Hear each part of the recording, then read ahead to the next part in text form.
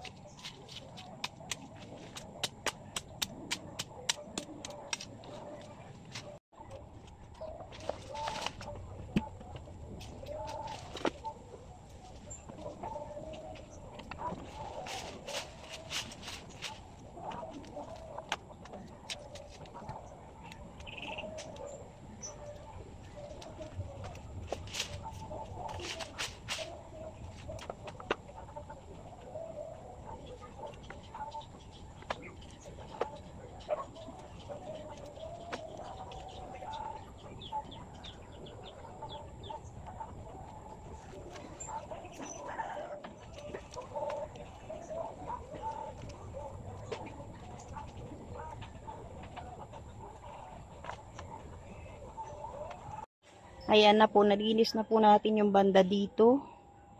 Ngayon dito naman po tayo sa gitna. Kaya lang yung talbos po, tinambak lang po natin dyan. Kasi para po matanggal yung mga damo sa ilalim.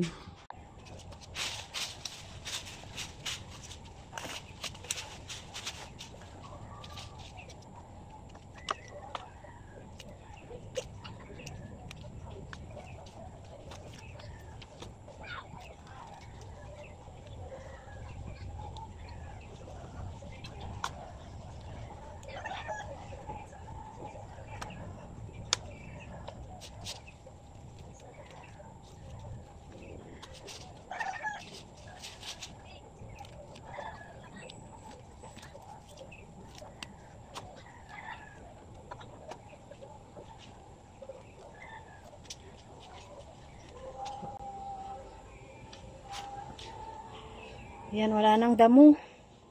Tapos yung talbos po, okay na po yan. Pababayaan lang po natin yan dyan.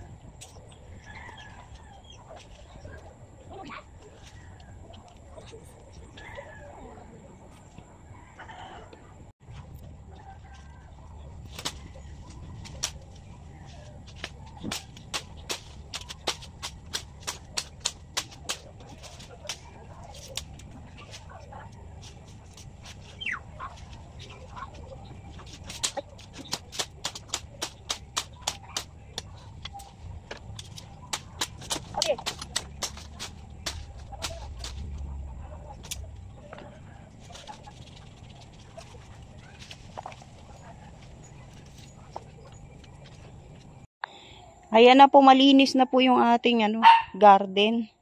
Yung talbos kinalat na lang natin, baka bunutin din natin yan, saka itatanim natin ulit para mas maganda po yung tubo. Tapos dito, ayan, kita na po yung ating kalamansi at yung sili. Kanina po ay sobrang dami ng damo. Ito po hindi natin tinanggal kasi sabi nga nila nakakain daw yan. Pero yung iba po na nandito, tinanggal natin. So yan, wala na po siyang damo.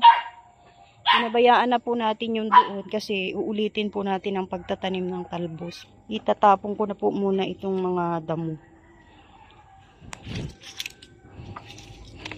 May naiwan pa. Ayan, tapos na po tayo magdamo dito. Ngayon naman po, dito naman po tayo sa daanan. Magpuputol tayo ng mga damo para po madaanan. Kasi mahirap po dumaan pag madamo. Baka mamaya may ahas. So, dito naman po tayo, ipagpapatuloy po natin yung pagpuputol ng damo. So, ayan, dito tayo magpuputol kasi pwede rin po itong madaanan. Dinadaanan din po namin to. So, puputulin po natin, Magbabawas po tayo ng damo kasi kahapon nagawa ko na yan. Yun nga lang, di ko natapos. Ngayon, ipagpapatuloy natin. Masyado pong masukal dito at nakakatakot po dumaan. So, ayan, babawasan natin yung mga damo para magamit din yung daanan na to, Para madaanan namin.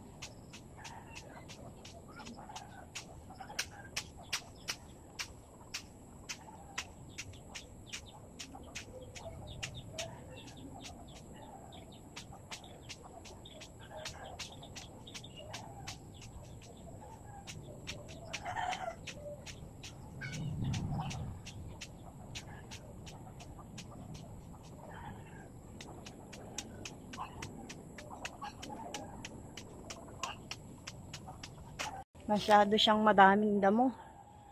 Pero kahit papano nabawasan natin at kahit papano nakikita na yung mga daan. So ayan, titigil na po muna tayo kasi gabi na at medyo pagod na rin ako, no. Sa susunod na ulit, ang importante naman nakikita na po natin yung yung daanan. Ayan, salamat po sa lahat po ng manonood. Hinihingal ako.